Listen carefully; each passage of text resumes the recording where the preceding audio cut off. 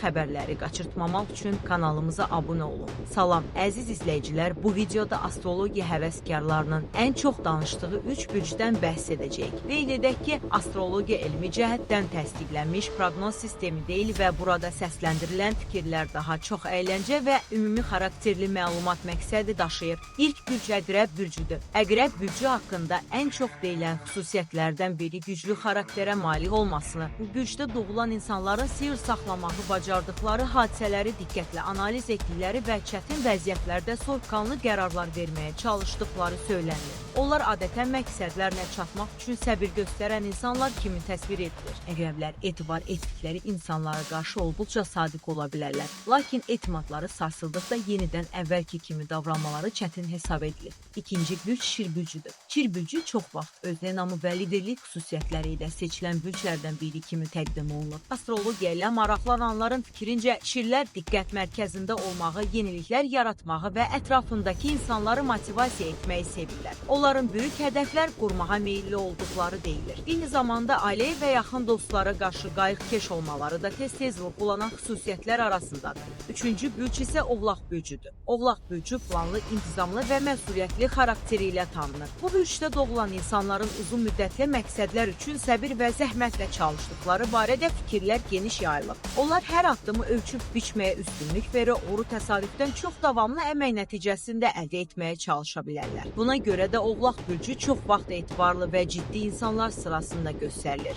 Bəs bu üç bürcü digərlərindən fərqləndirən nədir? Astrologiya həvəskarlarının fikrincə onların hər biri fərqli istiqamətdə güclü xüsusiyyətlər nümayiş etdirir. Əqrəb qətiyyət və sirr saxlamaq bacarığı ilə, Şir cəsarət və liderlik xüsusiyyətləri ilə, Oğlaq isə səbir və intizamı ilə seçilir. Məhz buna görə bu üç bürc haqqında müxtəlif fikirlər və müzakirələr heç vaxt səngimir. Əlbəttə ki, hər bir insanın xarakteri yalnız doğulduğu bürclə müəyyən olunur. Tərbiyə, yaşadığı mühit, həyat təcrübəsi və şəxsi seçimlər insanın kimliyinin formalaşmasında daha böyük rol oynayır. Buna görə də bürclər haqqında deyilənləri maraqlı bir mövzu kimi qiymətləndirmək daha doğru yanaşmadır. Siz bu üç bürc haqqında nə düşünürsünüz? Sizcə onların hansı xüsusiyyətləri daha çox diqqət çəkir? Fikirlərinizi şərh bölməsində bizimlə paylaşın. Videonu bəyəndinizsə bəyənmə düyməsini sıxmağı, kanala abunə olmağı və bildiriş zəngini aktiv etməyi unutmayın. Yeni maraqlı mövzularla yenidən görüşənədək sağ olun.